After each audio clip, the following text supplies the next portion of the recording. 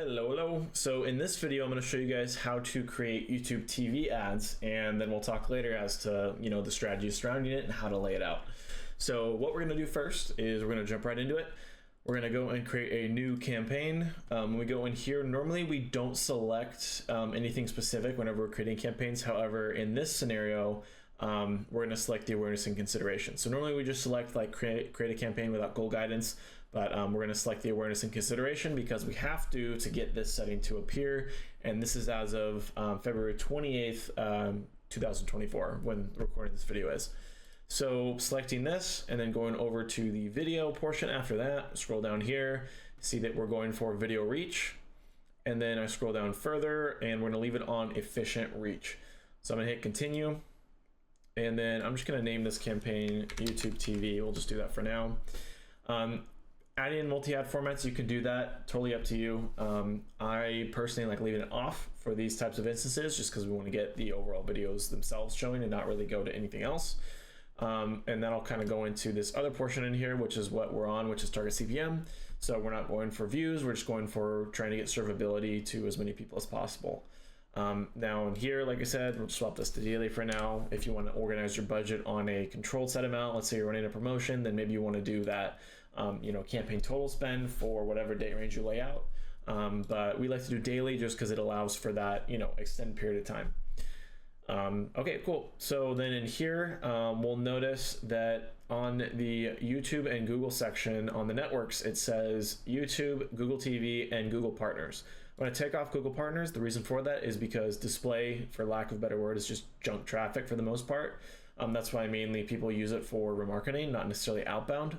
So we want to make sure that we're showing to the right users, and because we're not tracking conversions and we're just going off of impressions and overall just average CPV, and then we'll track the back end numbers and see what the lift is from there. So anyways, looking at this, we see that we have YouTube and Google TV. Now keep in mind that we're going to organize this to where it's only showing on TV as well. And then I'll talk more about this section in a second here because this is really important. So anyways, we're showing on YouTube and Google TV. So as we go further, let's just say United States, got that. And then we'll just do English. Okay. And then we can add product feeds, totally up to you. This is, one of those things to where it's kind of you're building awareness. You're not really building an action-based campaign. So just keep that in mind. That's why I didn't select the other video formats previously, but yeah, I just wanted to leave that up to you guys where you can add a GMC feed if you want, but like I said, just keep in mind of what the goals are. So anyways, I'm gonna go further down, ignore the related videos, look through the additional settings. And in here, which is a very important point again, on the devices, we're going to set specific targeting for a device. And we're going to only show on TV screens. So there's a couple things going on with this, right? So like I said earlier, we're gonna show on YouTube as well as the Google TV network. However, YouTube is gonna be on TV, and then obviously the Google TV network is gonna be on TV. So this is still going to go into YouTube, but the splits from what we've seen is about a 70-30 split. So 70% of it is on YouTube TV, 30% of it is on, just the Google TV itself. So keep that in mind when you're running this, that we can't set it up currently to where it's only going on YouTube TV. So we're trying to do the best we can to, put it on TV screens because our messaging is going to be prepared for that. And I'll go over that in just a moment here. So as we go further down, frequency capping, like I said, totally up to you as to where you want to go about that. Ad schedule, same exact story. It's going to depend on your business. You can get very specific on the ad schedule if you know the majority of, time that people are, whether they have to be home and it's an older audience, younger audience, make that decision basically, based off of your best information. But since we're not using conversion-based bidding, it is, I would say, a good choice to add an ad schedule in there just to make sure you're serving, the right audience at the right time. Frequency capping. So we can, there's a couple different philosophies on this. So there's kind of like the balance between going after unique users versus getting your message across in a more concise way. I would say capping this, depending on your business, to about 4 to 5 times a week. Would be sort of like an average. Now, if you are a higher ticket product, people need to get warmed up more, then maybe increasing that frequency to 2 times a day or even further. So that's going to be a test that you're going to have to implement, and there's not really a perfect answer for that. So that's gonna be something that you're gonna have to see. I'm gonna leave it off for now just to see if we can track overall unique visitors, because like I said, TVs are a lot easier for us to track from just a Wi-Fi swapping perspective in Google's eyes. That's kind of a tinfoil hat theory, but that's the idea behind it. So I'm gonna jump into here and then we'll do YouTube TV as well. Got that. And then, like I said, inside of demographics, this is totally up to you guys. I would say the main ones that we've been testing that we've seen the best results for has been DSKs, so keyword focused on purchase intent, and then affinities as well. And the reasons why we have DSKs, because they're large enough, it's an audience that shifts and grows, and you can get more niche. Whereas affinities are exactly what, Google has data on that user and it fits them right in that category, and it knows that user more so than if it was an in-market audience or a combination of, for example, a demographic per se. So just want to put that out there as well too, some tips there. Now, when I go into the video creation, part of this is going to be blurred out in the video, but I'm still going to copy paste this for you guys.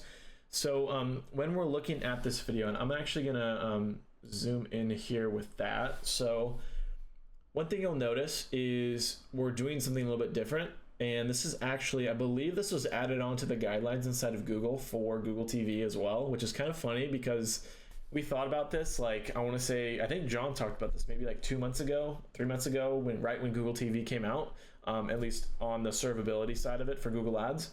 And we actually created a QR code, and Google's saying do the same thing as well on your ad itself. So what I mean by that is, when people are watching TV, you don't necessarily have the ability to click on the ad. You can, but it's more so people most likely are just going to skip the ad or they're going to let it pass by. So that all just kind of depends on, the type of ad that you're running and then the obvious user that you're, targeting. But with a QR code, make sure it's in the top right-hand side of the video. The reason for that is because then it doesn't get cluttered by any of the other interfaces. And it's easier for people to scan, so they can just pull their phone up, look at it, scan the QR code, and then you're good to go. The strategy behind this is when someone scans the QR code, it takes them to a unique page that's only on, it's only available to get to from the QR code. So we can create multiple ones of these through Bitly, and this will allow us to track overall clicks on different ads in order to find the best results. So if we have an ad that, we say, well, we don't know which ad's performing the best, we can look on the back end and say, okay, this landing page is associated with this ad's getting the most scans, so maybe we push this ad more and see if people are taking action on there. Now, if they're not taking action, which is what we generally see, meaning it's about maybe 5% of the actual audience is scanning it, maybe less even, because we don't know the exact, click ratio. But we'll see a lift in our overall organic traffic. So you see a lot more direct and organic come in. And typically, like I said, if we see direct, our goal from that is we might be leaning more towards a warmed up audience, because direct holds the information from their actual previous searches of a user. So if a user went to your website before and then they say, oh, I saw your ad on TV, and then they type in and then they go direct as well, then there's a possibility that this could be bringing in a lot of repeat traffic too. So that's kind of an early signal that you can see. Now, that's not to say that's what's happening, because if someone goes from organic and then comes back later through direct, that's also a possibility. So one thing that I like to do right off the bat is right when the ads launch, I am watching the organic traffic like crazy, because I want to see if there's a lift either in direct or organic, so I can get kind of a feel as to where the algorithm's at, and then I can benchmark where that lift actually occurred, and if that's another medium or if that's the actual TV ads. But one thing that we'll notice is that based on when we've tested this in other accounts, that the overall CPCs on Google TV, so not YouTube, but Google itself, Google TV, are extremely low, because it's a very low competition market right now, because it's very new. It's kind of weird to get to, as you guys saw, and so this just makes it a little bit more hoops to kind of jump through in order to allow it to work. So the audience is really small in terms of the usage. So it's been really good for that in terms of CPC or CPVs and CPMs. And then in terms of the other side of it, so typically what we do whenever we run a YouTube campaign is we exclude Google AdSense without youtube.com. And so there's like a little exclusion topic there, and that will get rid of all the apps and everything. But if you do that for this, just know that that's going to exclude Google TV from the list. So generally speaking, people aren't playing apps on TV as much. And like I said, it's typically an older audience. And what I mean by older, I mean like it's not kids on the tablet that are, you know, playing apps and then you're getting junk clicks. So we're pretty confident that the traffic on here is a lot better.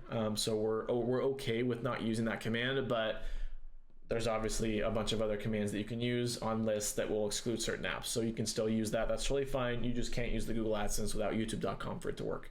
But yeah, so that's kind of the general strategy on here. I would say if we can have videos anywhere above like 30 seconds, we're in a pretty happy place. So I'd recommend the same for you guys. And yeah, let me know what you guys think. And if you guys found any insights on this as well, happy to hear from you guys. But anyways, thanks, and I'll see you guys later.